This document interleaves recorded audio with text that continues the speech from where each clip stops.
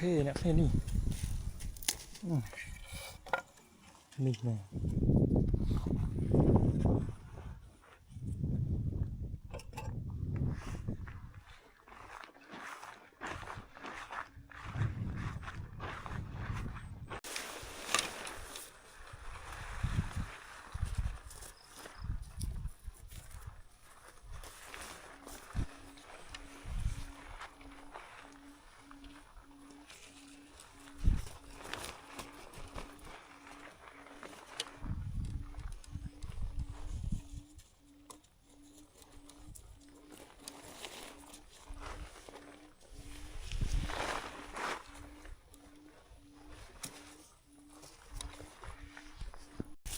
phải cạch vô rồi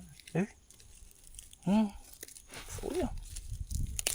trôi chạy con đó mũi ba đã buồn lắm bây giờ họ đói chứ không đói này đấy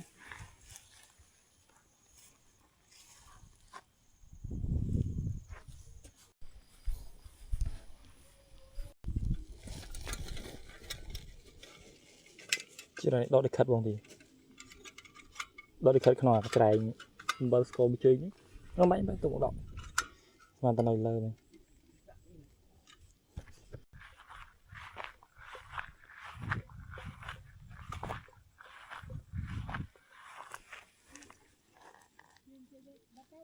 này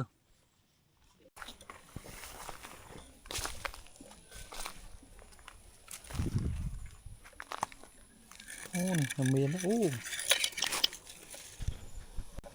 khe nè nè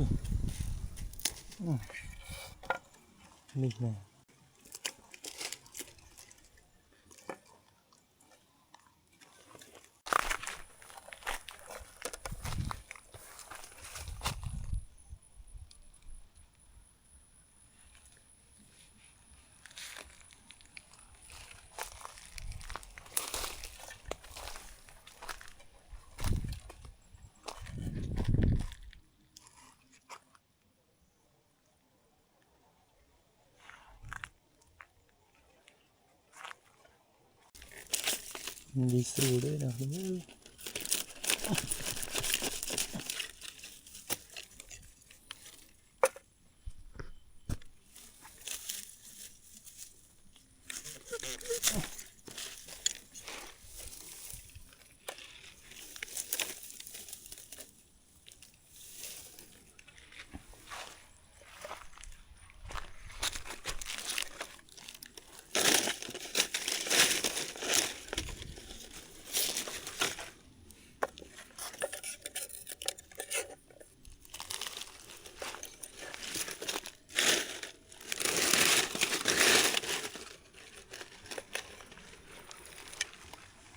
នេះគឺជាត្រីមួយដែលយើងបានធ្វើមកហូបដើររកកាច់ពាំងព្រិចបងប្អូនអើយរំតែបានណាសម្រាប់បងប្អូនអ្នកដែលកំពុងតែតាមដានបាទនៅក្នុង channel YouTube របស់ខ្ញុំ Mr. ជាក៏ដូចជាបងប្អូនដែលកំពុងតែតាមដានទស្សនានៅក្នុង page របស់ខ្ញុំបាទ Mr. ជាក៏ដូចជានៅក្នុងបណ្ដាញសង្គមបាទផ្សេងផងដែរដូចជាមាន TikTok Instagram ដែរបាទហើយសូមជម្រាបសួរទាំងអស់គ្នាបងប្អូនបាទថ្ងៃនេះយើងរួចអីអត់បានទេគឺថាក្នុងសកម្មភាពមួយនេះក្នុង channel YouTube របស់ខ្ញុំនេះគឺ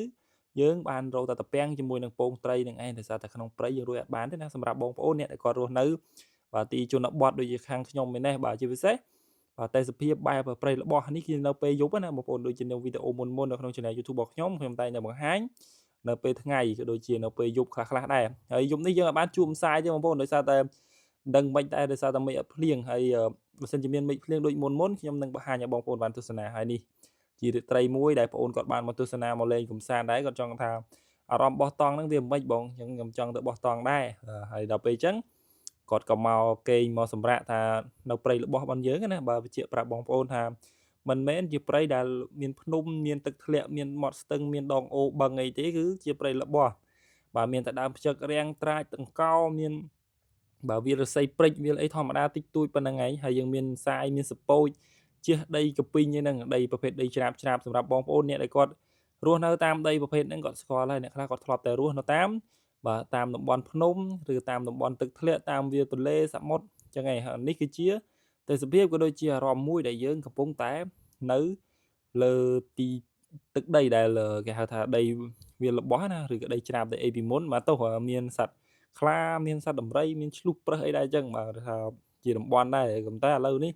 យើងអស់ព្រៃអស់អីបងប្អូនអញ្ចឹងទៅយើងក៏អាចមកគេងអាចមកសម្រាកបានព្រោះពីមុនយើងក៏រៀងខ្លាចដែរឥឡូវដោយសារតែយើងអស់ព្រៃអស់អីទៅហើយសត្វប្រភេទហ្នឹងក៏យើងមិនជួបប្រទះក៏មិនឃើញអញ្ចឹងយើងអាចទៅទុកចិត្តបានហើយនេះដល់ពេលវេលាដែលយើងធ្វើហើយក៏រៀបចំគ្នាហូបឲ្យយប់ហ្នឹងគឺអត់មានអីទេដូចខ្ញុំថាអញ្ចឹងមានតែទំពាំងព្រិចហើយកាច់ហ្នឹងកាច់ទាំងយប់ទៀតដោយតែបងប្អូនបានឃើញសកម្មភាពទាំងពីដើមកាច់ទាំងយប់ហើយនាំគ្នាយកមកធ្វើស្លទំពាំងជាមួយពងត្រីដាក់តែខ្ទឹមអំបិលប៊ីចេងហើយប្រៃបងប្អូននេះចិត្តហូបទៅហើយនេះហើយជាអារម្មណ៍មួយដែលយើងនៅក្នុងព្រៃហើយយើងចង់មកបោះតង់យើងចង់មកភ្លក់រសជាតិនៅក្នុងព្រៃនេះគឺបែបហ្នឹងហើយជាព្រៃមួយដែលយើងមានអីយើងហូបហ្នឹងហើយសកម្មភាពអញ្ចឹងគឺបងប្អូនឃើញហើយដូចជាអ្នកដែលគាត់រស់នៅបាទតាមជនបទដែលគាត់រស់នៅស្រុកស្រែចម្ការកាប់ព្រៃកាប់អីបងប្អូនឃើញសកម្មភាពខ្ញុំហ្នឹងដូចអញ្ចឹងអីព្រោះខ្ញុំធ្លាប់នៅព្រៃពីដើមមិញគឺដូចតែគ្នាទេតែឥឡូវក៏មិនស្រឡះក៏មិនអីដែរយូរយើងមកព្រៃម្ដងហូបទាំងអស់គ្នារៀងគ្រាន់ជាពីមុនយើងមានអីយើងមានមកហូបមានអីដើរលក់តាមផ្ទះយើងទៅទិញមកពីផ្សារបានពីមុនអត់មានទេយើងមានតែមកហូបរកបន្លែព្រៃរោត្រីរកអីបន្តិចបន្តួចទៅបេះត្រួយនេះត្រួយនោះបានទឹកដុកដឿបានអីយកមកលីងយកមកអីហូបយកបេះផ្លែឈើព្រៃយកមកហូបទៅប៉ុណ្្នឹងឯងបាទហើយអូខេបងប្អូនឥឡូវនេះយើងនឹងរីករាយទស្សនាក៏ដូចជាសកម្មភាពមួយចំនួនដែលយើងកំពុងតែដល់ម៉ោងបាយហើយអញ្ជើញហូបទាំងអស់គ្នាបងប្អូនបាទ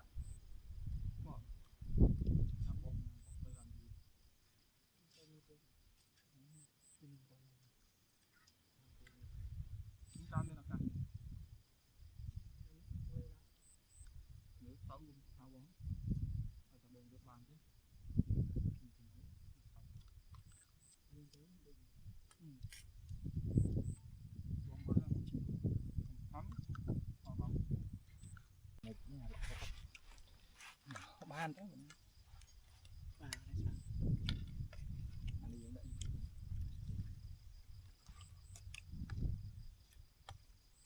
អាចិត្តខាងនោះវិញខ្ញុំទៅប្រៃដល់តិចទៅបុកឡាយច្រើន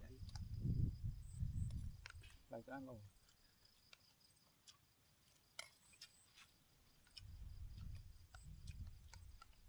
បានហើយតែទាំងពិតអានេះដាក់វិញហើយដូចកាញ់ពេនសក់ប៉ុន្តែតែពេនគឺ